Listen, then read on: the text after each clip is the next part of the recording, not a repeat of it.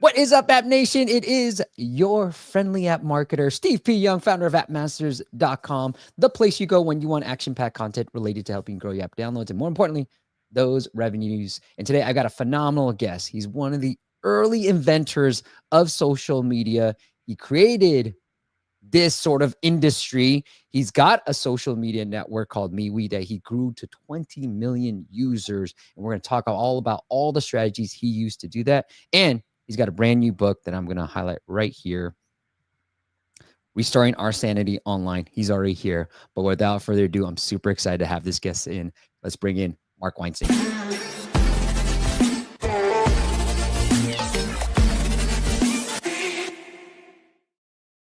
Mark, welcome to the show. That was a quick intro. Thank you, man. That was great. That was great. Thanks so much. Great to be here. And I see, apparently I got the memo to put a plant behind me and to wear a cap. So we're all set. This is great. We are lying. Black shirt. You just missed the gold chain, Mark. That's all it was. I do want to say hi to a few people that are joining us live. Kevin, what to do? How you doing? Michael, you're finally on time. Good to see you, man. Clyde says, hi, Mark.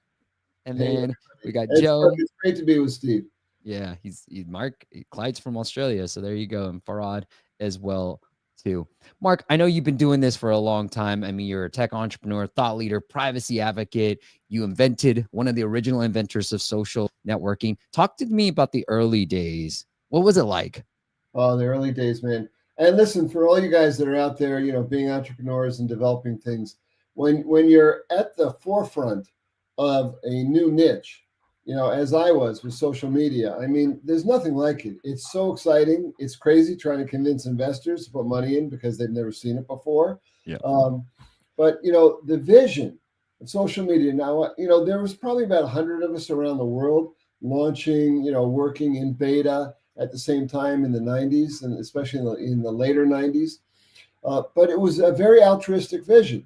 It was a classic vision about doing well by doing good, like connecting the world, making us more harmonious, connecting us with our family and friends using this newfangled technology that we had access to, so we didn't have to use email. Now, listen, everybody, I don't care what your age is, but 30 years ago, email was just as ghastly as it is now. It hasn't changed. It was just as bad. It's one-dimensional. You can't really get it. You misunderstand people. It's annoying, it clutters up your life, all that stuff. So, Steve, it was a great, amazing time. And I did that, by the way, in Albuquerque, New Mexico. And here's a little vignette. Bill Gates started in Albuquerque, New Mexico, Microsoft. He went to the state government for money. They said, sorry, and his dad said, come back to Seattle and I'll fund the company. I went to the state government because I was living, New Mexico is a beautiful place. I was in Albuquerque and I was like, okay, I want to start this company here. And by the way, money would travel then, VCs, everybody, investors would get on airplanes. And I went to state government and they said, oh, we let Bill Gates go. Mr. Weinstein, we're going to give you a grant to stay here. We're going to help pay for your employees. We're going to give you these offices. We're going to help build the largest commercial installation of servers in the state of New Mexico. So that's a little story. This is why I built my first social networks, superfamily.com, superfriends.com. They were PC Magazine Top 100 3 years in a row in New Mexico. That's awesome. So, and listen, it was a great ride. And, we became PC Magazine Top 100. Now, interestingly enough, back then, you didn't advertise on the web to promote your, quote, app. So we took a full page on the front, on the first section of USA Today every Sunday, the back page, and we promoted, and then we had billboards. It was like, that's how you did it. It was crazy. What a crazy time. Oh, I remember PC Mag, Mark. I mean, what was the other one? It was PC something, right? And there was PC Mag, and I forget what the PC World. PC World, yeah. And those were the ones that I would just be a geek about and just open them up, and you would see people advertising in there, and that was the thing back then. Yeah. What were your kind of thoughts about social media? You're like, hey, this internet thing's here. Why don't we try to connect people? Like, what made you build superfriends.com? Listen, this is why we pay attention to the young people in our lives. Okay, so I was already doing tech consulting. I have an MBA from UCLA. By the way, everybody, you should know right away I want to talk about ethics because there was a mandatory ethics class in my MBA program. UCLA, went back in the day, it's certainly still a top program. And the only C grade I ever got as an MBA student was in my ethics class. So I want to let you guys know this up front, okay? I know you hear MBA and you don't even associate ethics, and there I was getting a C. And let me tell you why. Because I argued with the professor every single class about what ethics in business means. And he said it's following the law. And he taught us to follow the law and showed us all the laws. And I said to him, that's not enough. If you're polluting the river and the law says that's okay, why is that okay? That's not enough. Oh, he could. We just went at it every time. So anyway, it's important. I'm really into this movement called conscious capitalism. I've always been a highly ethical business executive, and you can make. And there's a lot of documentation. Raj Sisodia, co-founder of Conscious Capitalism, has tons of documentation on how when you're an ethical capitalist, you actually do better. Mm-hmm. I love But, it. it was a great time. It was crazy. We were serving people, and remember for you guys, whether you're in Web 1 or not, revenue models were still being ideated. So we were in the midst of building out something called net groups, a special product that leveraged our technology so people could build their own websites, for businesses and schools and things like that when Web 1 kind of imploded. But Web 1 was really all about serving the customers, serving people around the world, giving them great technology to stay in touch. There weren't bots and trolls. There were no algorithms manipulating what you saw. There was none of the BS. That's crazy. So let's talk about MeWe then. You grew it to 20 million users. I would love to know how you were able to do that. You got some amazing reviews on the App Store as well. You got over 200,000. I mean, that's almost 300,000 reviews on the App Store. So this is a social networking 3.0, would you say?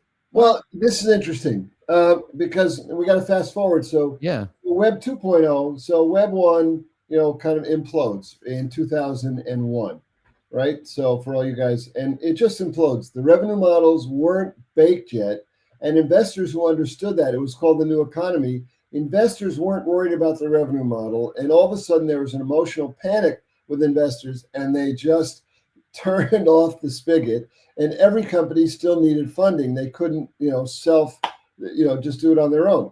So Web 1 blows up. Now, Web 2 was born in the ashes of that. And this is where MySpace comes from. MySpace had a very powerful early success in social media. MySpace made one mistake. They focused on the and the me instead of the we.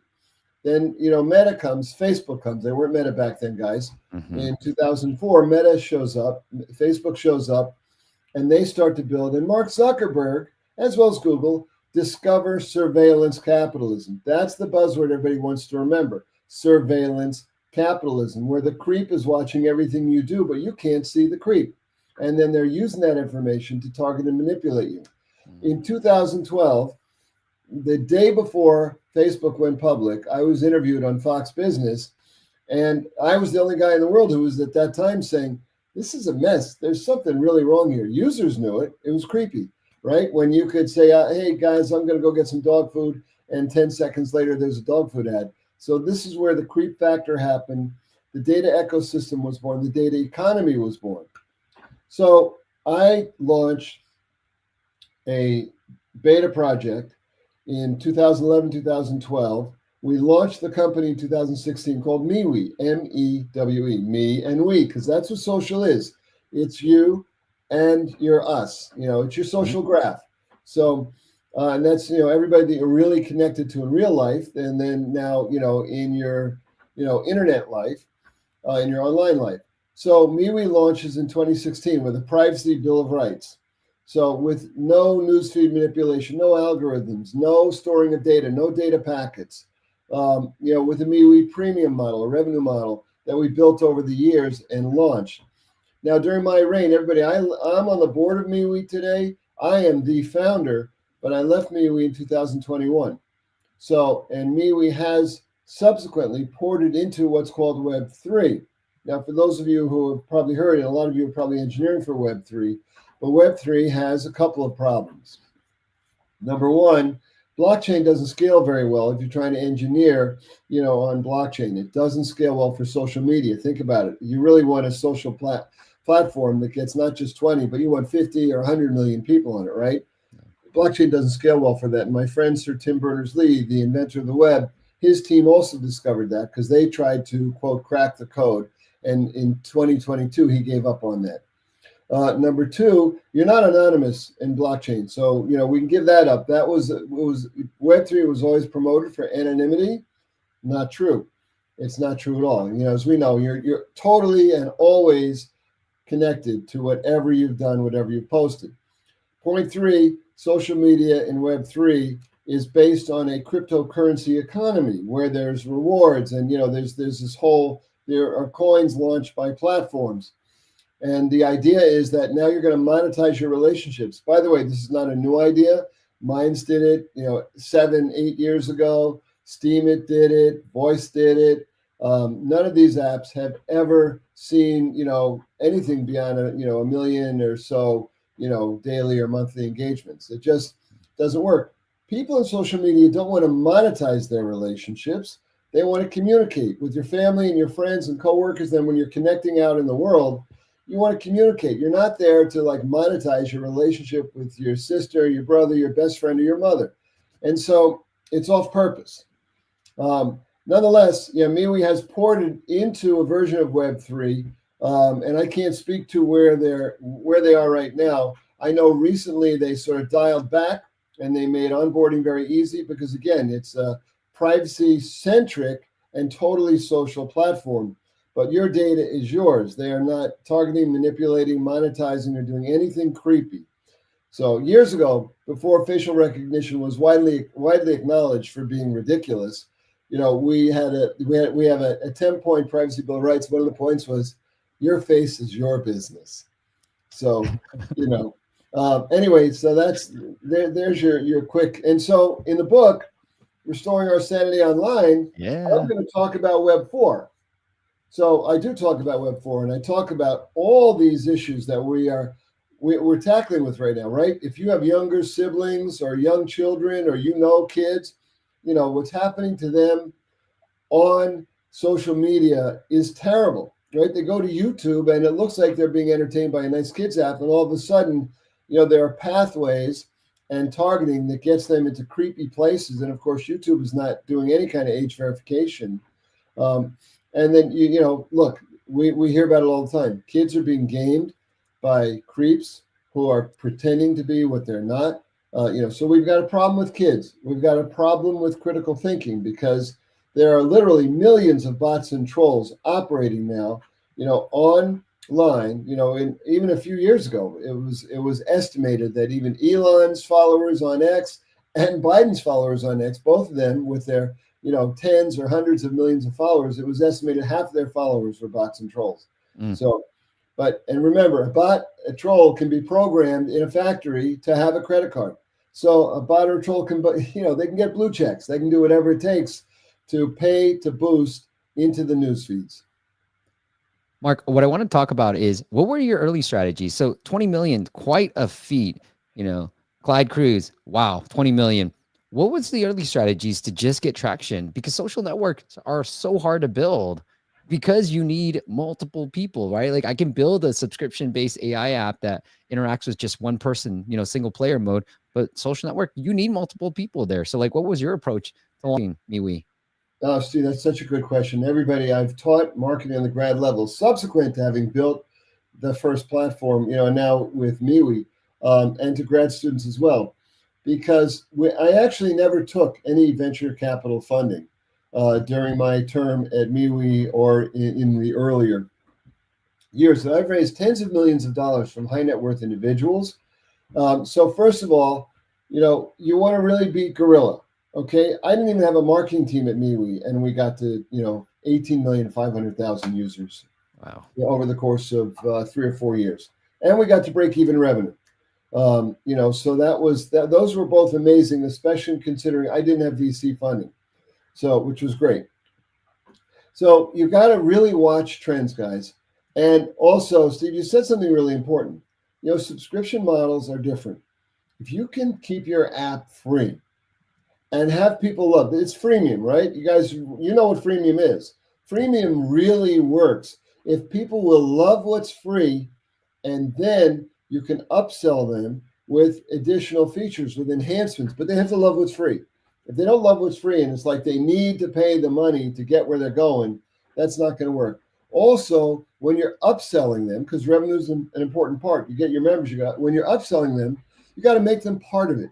It's got to be almost mission oriented. You got to make them feel like they're important and they're contributing and they're valuable and that they're helping your platform, which is valuable because you're highly ethical. Yeah, you can make a ton of money, but you're doing it with your users.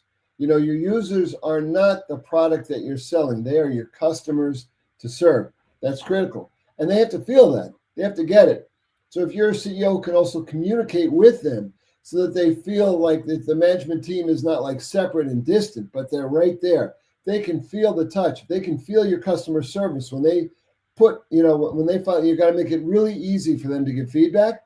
And then you got to make sure it's not just AI responding. You got to make sure it's like, hey, I'm actually a human being and I'm responding. People love this. No matter how great AI is, people love the human touch. If they know it's really a person, they tell all their friends. So and then you're watching trends.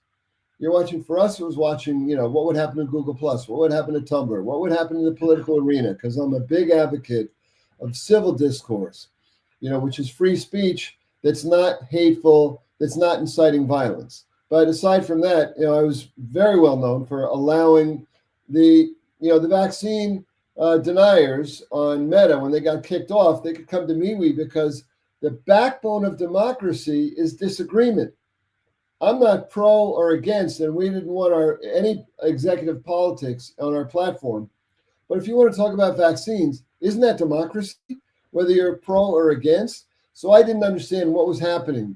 Same thing, in any issues, we allowed, keep it clean, of course, but our terms of service were very strict. No inciting violence, no posting hate, but talk about whatever is important to you.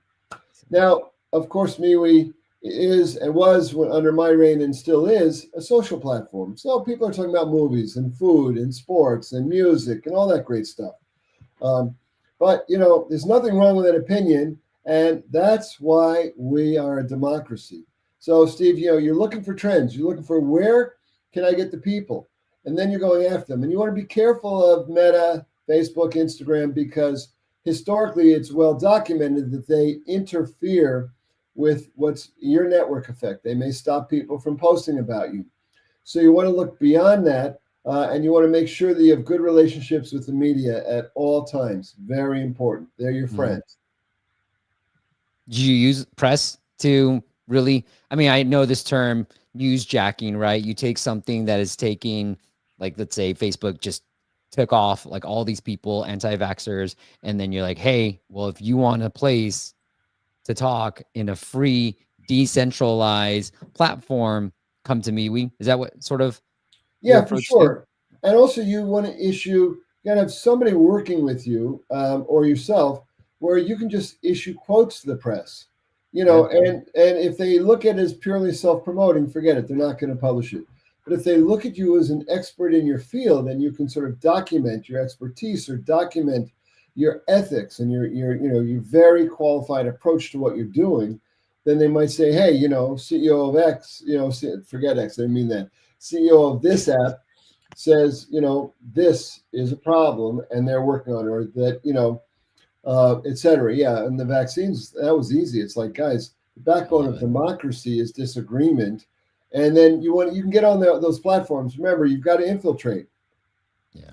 So, and that's part of the free market. And this is where the government right now is involved, in trying to rescue the free market. So for some of you, it's really hard to, quote, crack the code, to get in, to get users. For all of us, it is when you're a startup, especially if you're not funded enough to sort of blast ads everywhere. And most people aren't. And remember that most people aren't. It's like, it's scratch, scratch, scratch, scratch, scratch. And build your advisory board properly too. Steve, this is really important for everybody. You can't do it yourself. You know, people have forgotten, how did LinkedIn get so big? And Steve, you might not even remember this. LinkedIn was notorious in the early days. They had like over 200 advisors. You want to be an advisor at LinkedIn and somehow you could connect them or help them in any way. Bingo. You got a stock option package. You're an advisor at LinkedIn. I mean, it was incredible. So don't be shy. You Yeah. can always, authorize and issue more equity for your cap table, but don't be shy. You don't have to give away the store. People are happy with a few thousand shares vesting over time, and give them the very simple advisor agreements. Don't get crazy with your lawyers, um, but get good advisors. I was blessed. Wozniak, Sir Tim Berners-Lee, you know, Raj Sisodia, Sherry Turkle, Jack Canfield, Marshall Goldsmith. All these one are amazing people. Um, lots of them. Kelly Slater, world's greatest surfer, right? You got to have Oh some yeah. too. Fun people too. You've got to make sure you've got, and you can look at your industry and you want highly qualified, highly ethical people, but you also want cool people. Yeah. So, Well, but these are people that are there to help you. That behind the scenes you can talk to, because you need your own sort of group. Besides your board of directors, you need your own advisory board to help you. That's different from a board of directors. When you're young, as a company, and whether you're young, or older as an entrepreneur, there's a lot of data that says older entrepreneurs are even more successful. But keep your board of directors small. If you can, give yourself super shares. If you don't know what that means 10 votes per share that you have so that you can dilute yourself. You don't want to try and control the cap table by keeping a majority of the stock for yourself. That's a big mistake. You can own 10% of the company ultimately at the end of the day, or 20%. But if your shares are a different class A or class B, whatever you want to call them, and they're what Silicon Valley calls super shares, so you have 10 votes per share, everybody else has 1 vote per share, then you'll still be able to control the company. And that's a negotiating tool down the road, because ultimately you'll probably have to give up super shares, but it's a great negotiating moment when you give up those shares for something important. Maybe you're going to sell some. Maybe you're going to make a great deal with a VC or with a big investor who wants to come in, but they don't want you to have the super shares anymore. Use those super shares, leverage those. So there's yeah. a lot of things, but it's really grassroots. You're watching trends all the time. You're seeing where you can get a quote in. You're seeing really where you can find the users, like Steve just said. If there's a site that's having problems, look, Google Plus went out of business. What do? We built a quick uploader so Mhm. that could, because Google Plus let people download, just like Meta does, but Meta will change their downloader anytime you decide you're going to build an uploader. That's why nobody has ever built an uploader to take your download from Facebook and upload it to their site, because they make it impossible to do that. And then they'll change it in a nanosecond if they think anybody is gaming them and doing that. But Google Plus was going out of business. So we built an uploader that could upload all the content you downloaded from G Plus to our site and put it in the right place in your account. So there's lots of little tricks you got to watch for. I love it. Speaking of advisors, you said, hey, get some advisors. And then I know we wanted to talk about attracting investors too. And I feel like they might go hand in hand. But what are your tips for those who might not have a network like you had, who might not have friends like Steve Wozniak to call up and say, hey, you want to join? You want to be an advisor? All right. So, Steve, Yeah. here's the shocker. I didn't know any of these people. Yeah. Here, in a classic, my first investor, besides me, so I broke the rules. I put my own money in. So I liquidated my retirement account and I put it all in the company. So, I just basically set myself up for, whatever's going to happen. I was just like, I'm just going to do this. Look, if you believe in yourself and you believe you can make money, then don't worry if you run yourself dry, unless you have kids or a wife who's who's going to divorce you if you do that. Otherwise, and I was lucky I was single. I didn't know these guys. Yeah. I didn't know Tim. Tim started giving us feedback in our beta project anonymously. We didn't know who he was. I reached out to, I reached out to these people. Funding, yeah, I went to angel meetings, and every investor, I just kept on connecting. Use your team. Who do you know? Who do you know? Who do you know? And you never know. I mean, our chief scientist never raised a dollar, and he was our number two guy. He was the second guy in the company. But that's okay. So you can't get stuck if one of your team members isn't getting money for you. It's your job. You got to do it. You're the CEO. You got to find the money, find the money, find the money, find the money. We ran out of money a bunch of times, by the way. There was a time we ran out of money for months, and we only lost a few people on our engineering team. I promised that we would find the money and everybody would catch up, and then we would furlough people if we couldn't, and then we always paid every penny, every penny. So, but you got to have a team that has faith in the mission and the project. This is where great advisors are important for. And Mark, how did you get, if you didn't know Steve, I mean, you got him to leave a quote for your book too. What was your first interaction like? How did you reach out to him? Like, how did you even get to this point where he would give you a quote for your book? Well, that's years later. That's Yeah, years yeah. later, right? What was the became first an one? advisor, but the first, listen, when you're doing something and you think it's valuable and you think it's important and you get feedback from the world and from your users says thank you and that this is really amazing that you're doing this, that you have your ethics together, you can reach out to people and say, hey, I want you to know what I'm doing. I want you to know the problem we're solving. And if there's any chance you might consider being an advisor, that would be amazing. And don't worry about it. I don't need any of your time. I just maybe once in a while, once every 3 months, once a year, we can have a conversation. So you don't put pressure on big famous people. Never do that. They'll never hook up with you. You got to say, look, here's what I'm up to. Here's who I am. Here's what I'm doing. You don't have to be famous. You don't even have to be known. You've just got to be really clear about what your vision, what your mission is. And then you have to reach out to people that might align with you. Yeah, that's it. And it works. I'm telling you guys, it works. Because everybody wants to be part of something great. And famous people want to help you guys, all of us in the trenches. They want to help, but they don't want to be bothered. Now, that's the distinction. So if you're going to bother them and say, okay, here's an advisory agreement, you got to talk to me once a week for an hour, forget it. You'll never hear from them again. You know what? That's a great point too. I've been asked, it's funny, Mark, as you grow up, you see, like you said, trends, right? Like I'm old enough to have seen, LinkedIn first start. Mark, I had this idea. I was like, let's call it higher being. I was like, it's a pun, HIRE. And then I'm like, oh, there's LinkedIn already. I was like, okay, never mind. But anyways, so I'm old enough. And so now I'm starting to see the trends happen. And it's, age is a funny thing when you grow up and you're like, oh, wow, like I saw this happen. I think I can kind of intersect it now. And you can kind of see what happened 10 years ago and starting the trends here. And I'm starting to see the intersection between the two in our business. But I really love what you said was like, don't ask too much of them. Because now back then I was like, I would love to be an advisor. I would love to be an advisor. I didn't have the cash to be an investor, but I read Jason Calacanis' book and he was like, be an advisor if you don't have the cash. And I was like, perfect. Now I get asked too much. And part of the reason sometimes I don't want to do it is like, they require too much of my time.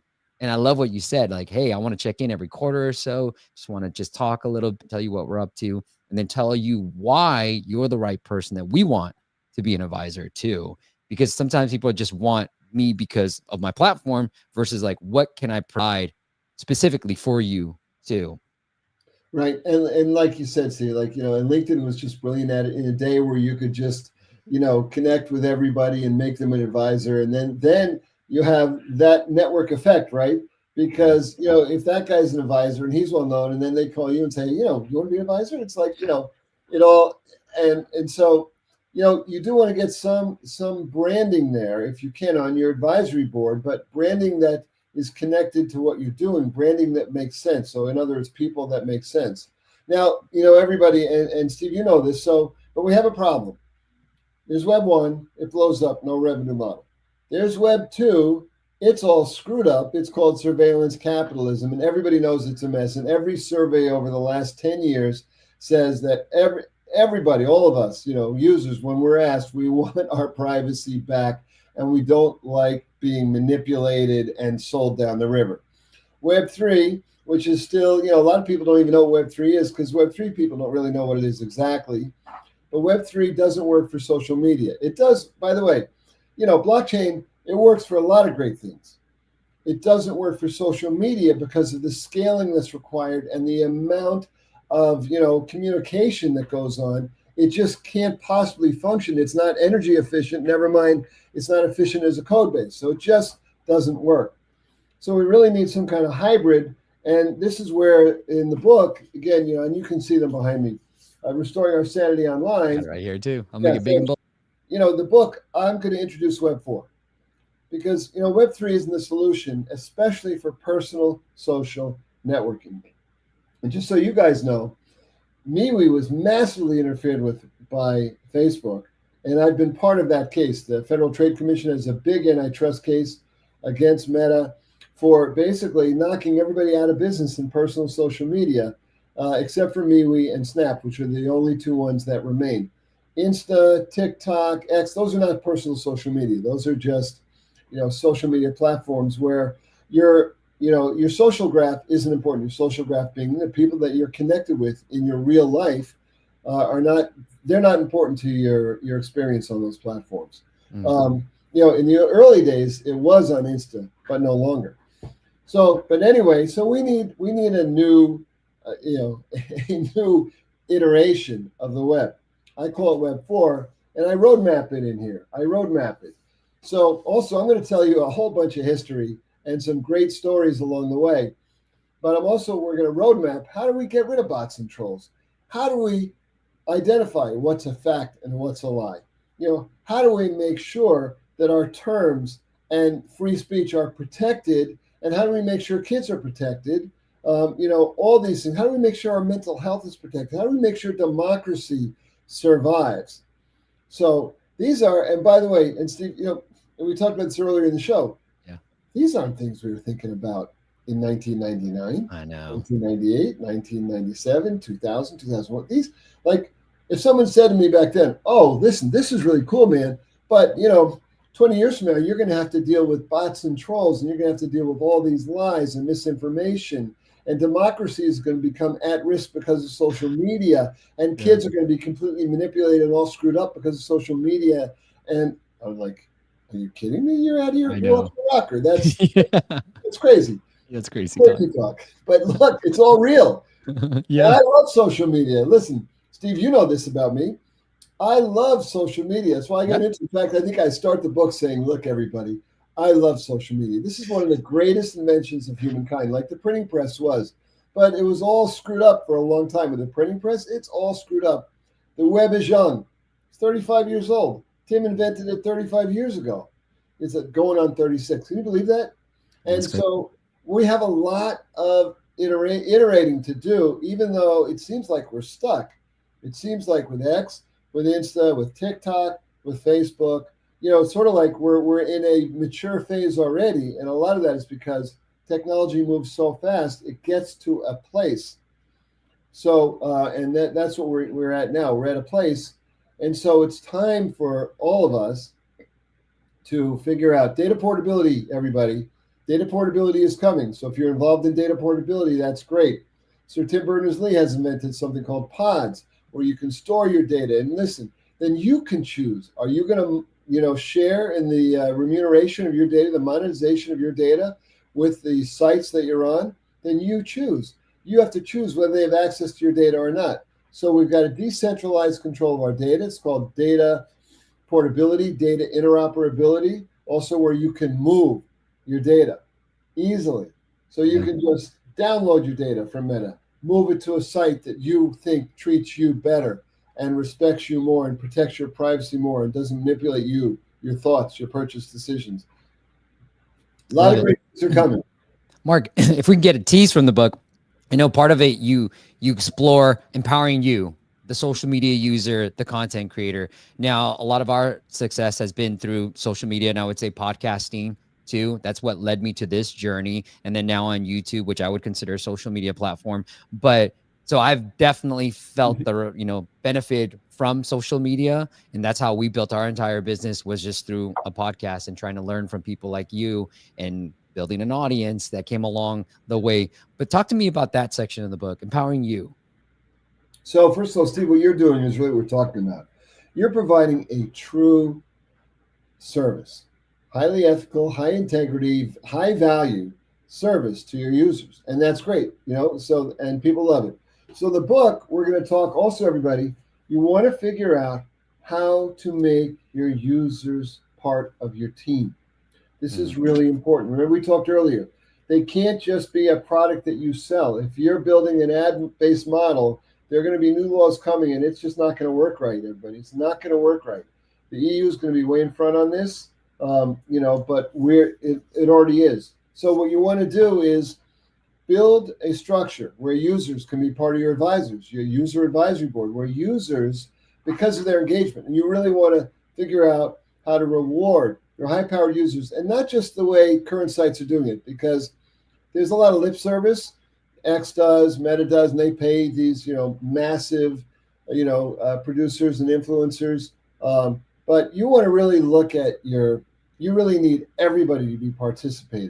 yeah. So the book is going to talk about how you do that while preserving your leadership role, your ability to make decisions, how to create a conscious capitalist company, which is where everybody wins.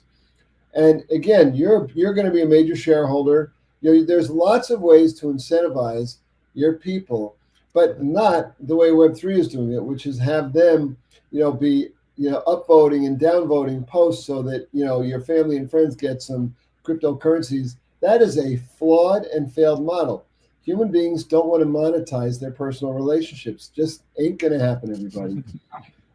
So, Steve, Uh, it's really in that genre, and the book talks a lot about the kind of advisory board you want to structure. It talks about the way to structure your business so that you have control, but you have empowerment of your users. Also, it talks about, if you're going to flag something, how to flag things correctly. What's mm, the right way to do it? What's the right way to structure your terms of service? What are the right ways to have jury of your peers? What are the right revenue models? There's a lot in the book about revenue models that work that also are user first revenue models. So, and there's going to be a lot of advice to legislators. Look, the bots control thing isn't hard. I talk a lot about AI, because AI is here, but how to use AI in a powerful way to keep your app, to keep your site healthy and user first. So remember, AI can be either good or bad. So we've got, I talk about AI for the good guys.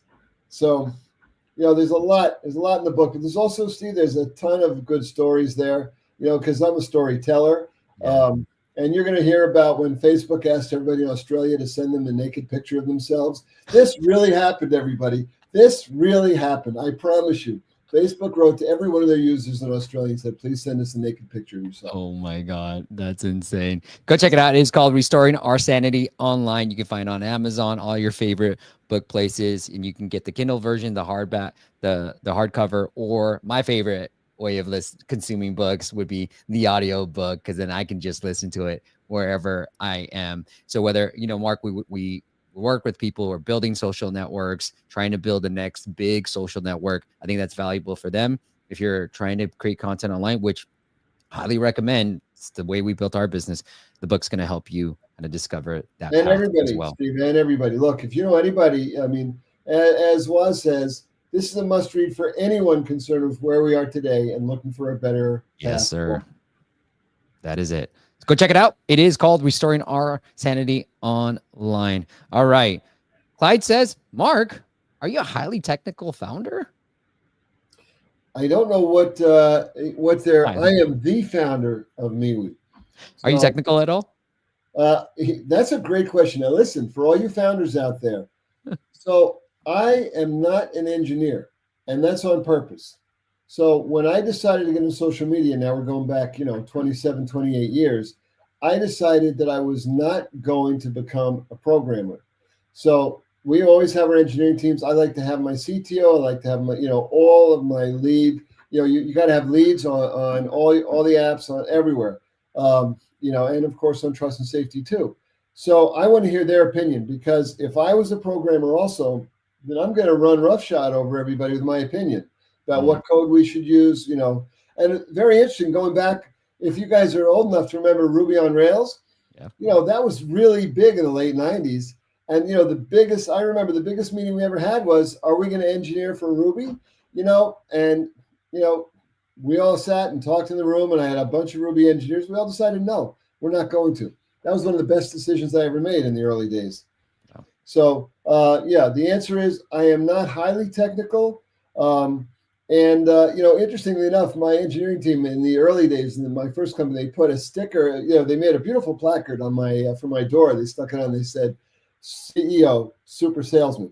My job is to hire the engineers, to get them pumped up, is to get the customers, is to believe and make sure everybody believes for real in what we're doing.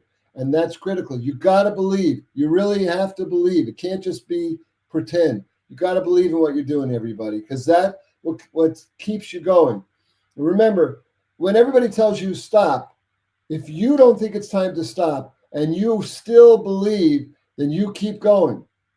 You'll find a way. You just got to keep going, and don't be shy. You got to, look under every rock for money, for team, whatever it is that you're missing.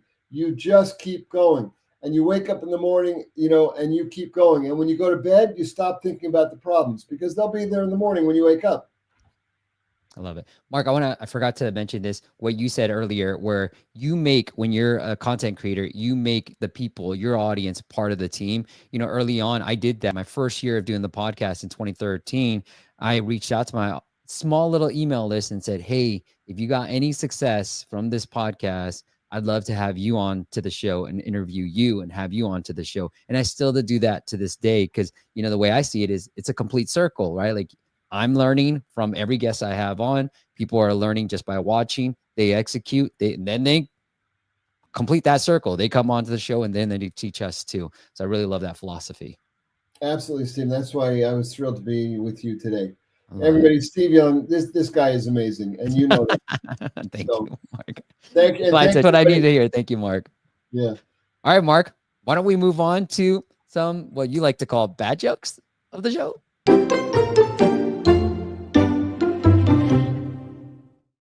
All right. Well, Mark, I like to play a little game, and I always like to compete with my guests on dad jokes. So, Mark, you're the guest. Do you want to go first, or you want to go second? Why don't I go second? We'll let you roll. All right. Look, I've got sound effects ready for you too. Okay. All right, Mark. How do you make holy water? I have no idea. That's a great one. You boil the heck out of it. There you go. That's great. All right, Mark, what do you got? So my kid gave me this one because Daddy likes to drive black cars. I have more colors, but I have a big black, 7-passenger car. And so she says, "So Daddy, what's the difference between a clean black car and a dirty black car?" What? 10 minutes. I like it. All right. There's no way to keep a black car clean. As soon as it's washed, it gets dusty, and everybody can see the dust, and then it's dirty. Yes.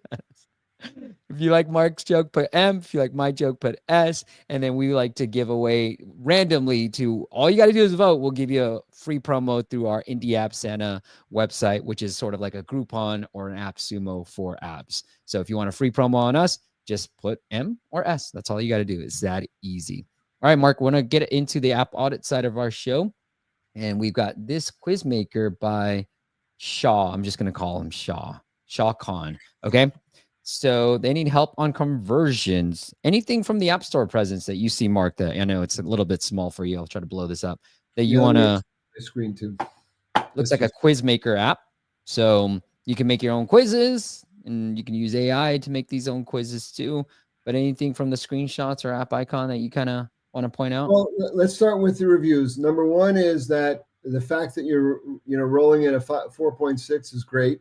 You just obviously got to boost the number of reviews, but that's a really that's where you want to be. You can be over 4, in between 4 and 5. You're doing great. You're already at that 10K download, so that gives you credibility. You want to keep boosting that. But those are, remember, when someone looks in the App Store, they're looking for credibility. Right. Yeah. And those are the first two things. Why do you think that the App Store purposely puts those top left? That's your instant credibility. You're using interesting fonts. I like that you're using a soft design. So, that's important. So what I see is, good design ideas, especially even in your images and in your font. So it just, and I don't know what this really looks like on in the App Store on a phone, Right. but it looks pretty tight. And so you're going to watch over the years when we were doing our beta projects, we got a ton of feedback when our fonts were too small. Mm. So you watch your fonts, and even there. And granted, I got glasses on, just 1.75, and so if you can make it easy for people to read and stay with you, and then remember your continuous loop. So um, I'm just looking at the yeah. I'm gonna So try to pull it in the App Store too, just so yeah, you can yeah, see that visual. right. But I'm also reading your language. Um, so you want to make it, sort of really, quick, punchy, and compelling for the user. So yeah, and then we have the updates, bug fixing. So that's normal. And then you can click on each image and pull them up. The one thing that I would say right now, that's good, preparation quiz. So when you go create quiz here, this example, I think right here is where you're losing the user more than you need to. Look at that paragraph, different phases of the cell cycle, yada, yada, yada. Oh yeah, yeah.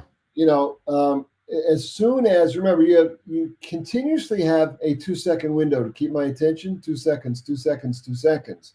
So I would work with the punchiness and the ability of your language to communicate with who's ever looking at it without them having to think about it. Love it. Okay, so yeah, Let's open the app. Let's see if we can help some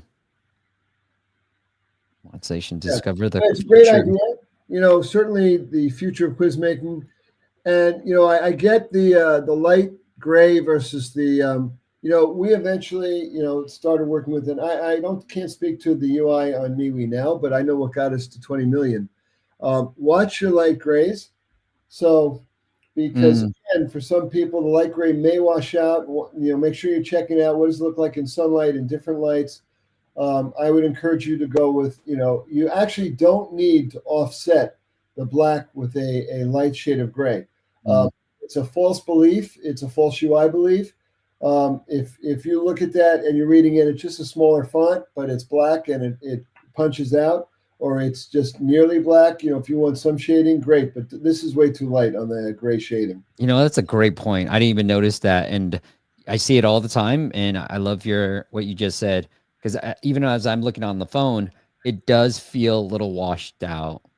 It doesn't feel as it's harder to read. I mean, I prefer the black, Right. frankly. Right. Yeah. As soon as, and this is the thing, it's actually subconscious, everybody. You're Hmm. dealing with the subconscious mind when people are looking at this. So as soon as there's something that's dissonant, if you guys understand music, that if you have dissonance, it's just all of a sudden, it's like, yeah, it's interesting, but there's something about it that's dissonant, and they go to another one, and then they're out. Yeah. So, and that's, you don't want them out, and you can get the data on where do they check out instead of, downloading. So just be really mindful of all this stuff. You're always monitoring what's going to keep them, and here, this is lovely where you say ideal for educators and beyond, Yeah. but that beyond word is too ambiguous. So, Yeah. 'cause that doesn't speak to me. Remember, you have to be credible. There's rules of marketing, the credibility, and also speaking to your user. So if I'm not an educator, I don't even know what beyond means. Yeah. So and so remember, you've got to grab me right there. I'm not an educator. You want to grab me too? It's sort of like, I don't know if it's and you or whoever it is, but you've got to make it more relevant because you've got to make everything you're writing relevant to the person that's looking at it, so they feel a connection. So I like it. Yeah, and I think I would rework this paywall too. If you're targeting teachers, I like it. I don't know if they can, if $100 seems like it's expensive to me for a quiz maker as a teacher when I could probably use a Google Doc or anything else. So I might kind of put that into play. And then what I noticed with Android users, Mark, is so I've been saying like longer paywalls like this mhm. perform well because they do perform well on the web. I like this. The thing that I would say to knock off is this, the basic version, because you're kind of giving away like, hey, what I can get away for free, and what if we can get away with it for free, we will. So I always say just remove this section and just highlight the benefits versus highlighting what is in the premium versus the basic plan, because they'll just stick with basic. Like for me, I'm like, okay, this is actually good enough. But if you just say, look, hey, you can generate quiz history, share with others, and export to PDF, and say unlimited, just speak to the benefits and let them discover sort of some of the basics. That tends to work well. And the last note, and I'll shut up after this, Mark, would be on Android, we've noticed that trials tend to work better. And so start free trial as a main call to action actually works better than just without a trial. So you might want to consider having a trial for this app. Steve, there's Because, no question about it. I mean, for this app developer, I understand you need money. We yeah, all understand that you need to show, that you're generating revenue, but without a free trial, you're almost, DOA, yeah, um, because everybody expects a free trial, and then you can offer them. And we did this very successfully.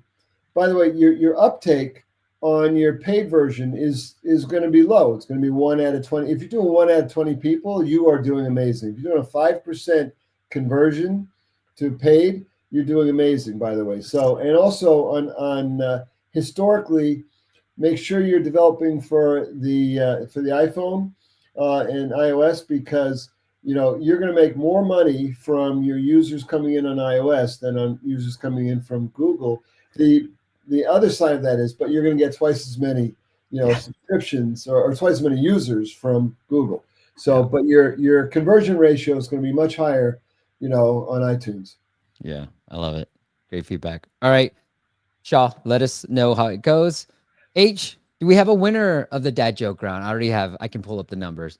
So, Mark, spoiler alert, with a score of 4-2, you did win the dad joke round.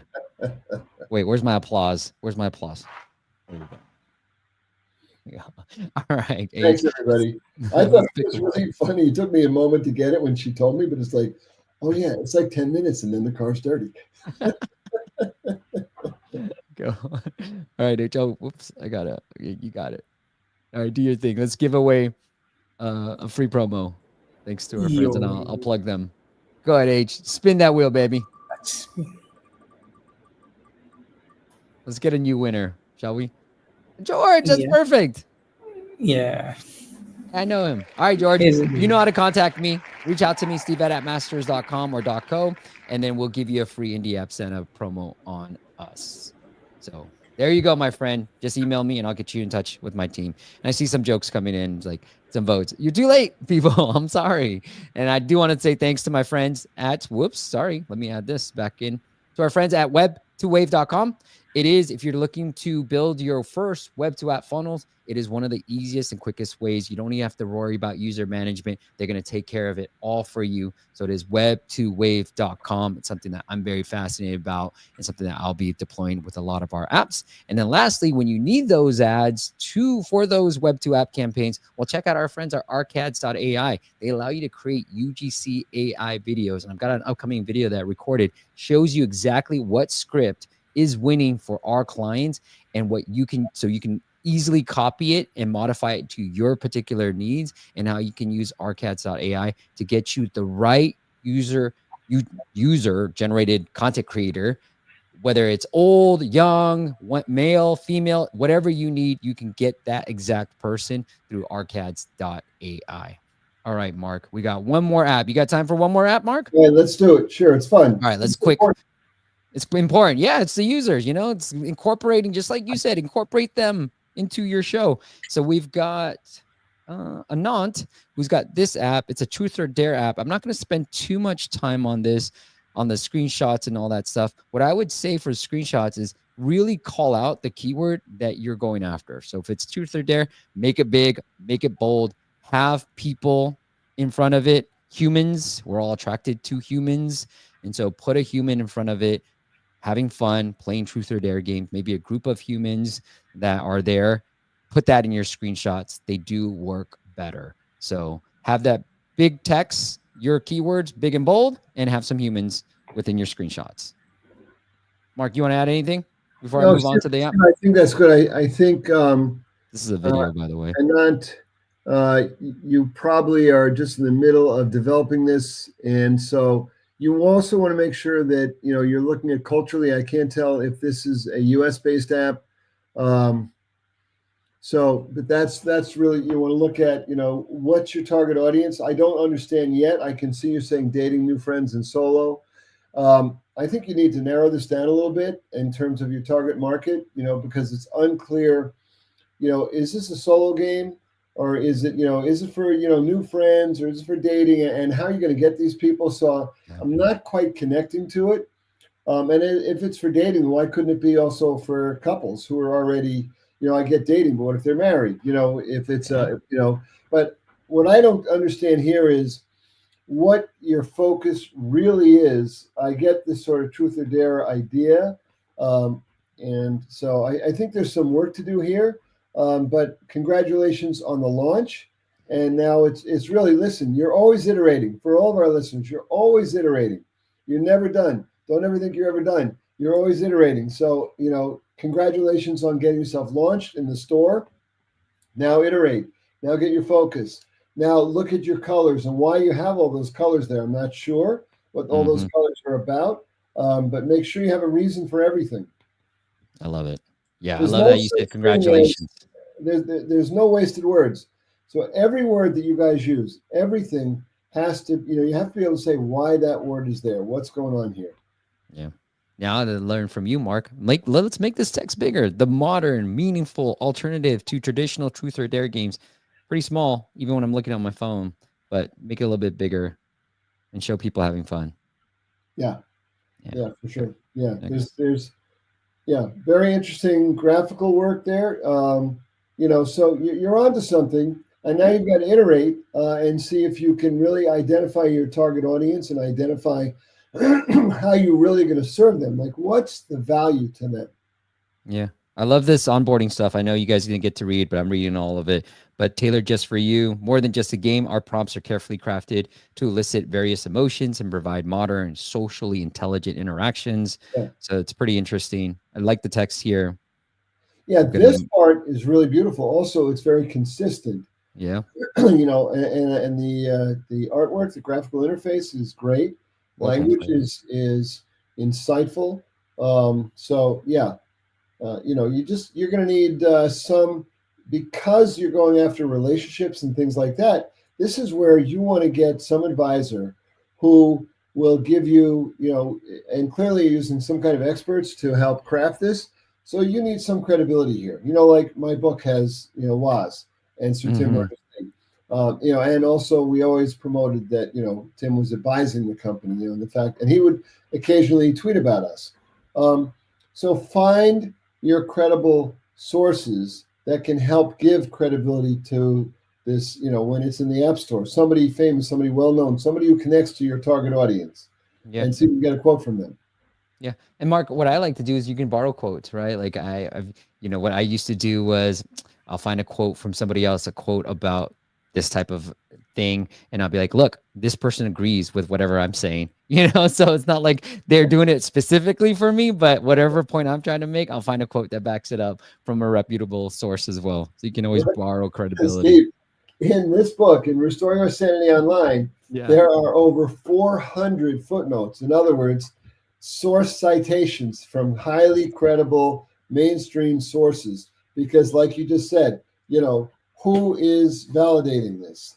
And I Yes. wanted to make sure that people didn't think I was just talking extemporaneously off the top of my head. No, I mean, I believe in common sense, everybody. And we've got to get back to common sense. By the way, a lot of this interface is good. Now, where's our, and it does have a free, No, I'm looking no for a free free trial. price. For apps like these, I think, it's a party-ish type of game. So I would try to start with like a low offer that renews. So what we seen work for another app that we work with was just like a low entry point. So 99 cents for the first week, but renews at the $5 point, right? That could be in lieu of a free trial. You can try it that way. And with an app like this, again, like you might just want to try a lower lifetime offer and see if people will convert for that, because doesn't require you to have too many, hopefully, costs per user. And I would try to think of weekly is definitely going to be the plan that most people go for, because you have to imagine this is probably, I'm at a party, I'm looking for truth or dare games, I'm with a group of friends, I want to play it for just tonight, have some fun with it. And so I would try to start off with like a very low entry point and like 4.99 and lower, and might even try 1.99 or 99 cents for the first week, just so get them into the door. And then if they like it, the app enough, they might just stay on for the weekly. But I would try to promote the weekly offer in this type of app. Yeah, Steve, and just to double down on what you just said, your annual subscribers, if you can get, like up to 5 to 10% of your subscribers to become annual, that's great. Remember, the selling doesn't stop here. In app, you're always promoting again, but you have to give them a reason why. Not just Yeah. that they love the app, but there's some kind of vision here. Also, see, what I found is that you really want to make sure they understand how easy it is to unsubscribe. In other Yeah. words, to cancel the subscription. So you could just put somewhere, easy cancellation. So, just as a bullet Mm, somewhere, so that they know that they're not, then it's not another one of these apps that's hard to cancel. And most apps are not that hard to cancel anymore, but people are wary. yeah. So, and again, Love you it. do need something for free to get, because if I'm at a party and you've signed up a bunch of people to sort of take it around to social events and then show it, you want to make sure people can play with it. Love it. Love it, Mark. All right. Not keep us posted. I'm gonna answer Sagar's question: App Radar versus App Tweak versus Astro App Follow. Which one would you suggest for competitive difficulty score? Sagar, I would say I love App Follow to do keyword research. I use App Radar the most when it comes to difficulty and competitiveness of a keyword. So I love App Radar for that. All right. Mark, one more time. Restoring Our Sanity Online. Let's see that book. Here you go, There everybody. it is. Go check it out. Look, Steve Wozniak said Yeah. it best. It's a must read for anyone who's concerned with where we are today and looking for a better path forward. A lot of great stories within the book and a lot of great ways for you to utilize social media for your own as a content creator, or to see the trends of what's next and what's coming on. Mark, And be if part the of the future. Thank you, yeah, Steve. Yeah. I love it. Mark, if the audience wants to connect with you in any other way, do you want to send them anywhere else? Maybe your website? Listen, guys, you can go to Mark Weinstein That's where inventor.com. we're at. Yep. That's easy, and then you can connect with me there. They're on the site right now. Yep. Um, you can write to me at mark@restoretheweb.com. So, there's a lot of, I am a Ah, you softball play. player for You still sure. play softball, Mark? I still do. I'll play in charity events. I also Nice. coach. Yeah, it's great. It's a great sport, right? Everybody, and look, the oldest guy I've played with was 90 years old, and he Are was you the serious? 90-year-old pitcher. The only thing we did for him was we gave him a runner, so he would bat, but he wouldn't run to first base. That's amazing. No, I coach my daughter's team, and I mean, I love the sport. I played little league when I'm growing up, but playing with her now, it's just got me all in love with the game once again. I I love it. understand. Amen to that. And I Yep, love that you have this on here too, because I think it's so important. We live in this world where people know us, people know you as one of the early inventors of social media, tech entrepreneur, author, speaker. But then it's like these type of things are what connects us, in my absolutely. Be opinion. human, everybody. Be Remember, human. yeah, just be human. Like, allow, because we all have hobbies, all have interests. Whether you're a Yeah. car player, or you like cars, or you're playing softball, or whatever it is, whatever you're doing. There's so many things that are interesting. Yes. This is our professional life, but there's so much more to who we are. We have so many colors, and Yeah. that's what, by the way, we've forgotten in this polarized country that we live in, that has become polarized not because we hate each other, because we don't, but because we've been taught to hate each other, which is a mistake. Bots and trolls and this idea of yelling at each other, that's not America. We are all together. You're going to find someone who has the same interests as you, and they might have a different view of the political system. Like, so what? Yeah. That was Agreed. always how America worked, that we could Agreed. just have our difference of opinions. Disagreement is the backbone of democracy. Social media, we're talking about restoring it so that it nurtures us. It's Yeah. healthy for us. It's healthy for our kids, healthy for adults, and we're on the path. By the way, you might not realize, but this stuff is all coming. So let's be part of the solution. I love it. All right, Mark. Thank you so much for coming on and doing this. Go check out the book, Restoring Our Sanity, online and all your favorite bookstores. And I'm going to get the Audible version as well. Michael, and well, I'll answer your last question. If you want to do a lifetime price, I would say 2.5, the annual, is a good starting point to do that. Yeah, Mark. because remember, all you're doing is, you'll never run out of subscribers if you're getting all these like lifetimes. But it's early revenue recognition, right? Why get them for $1.99 a month where you can get them a lifetime for X? You understand what I'm saying? Yeah. So, and that's revenue recognition. So yeah, go for your annual, go for your lifetime. All right. Yeah. I love it. All right, Mark. Thank you so much for coming on. Thank you guys for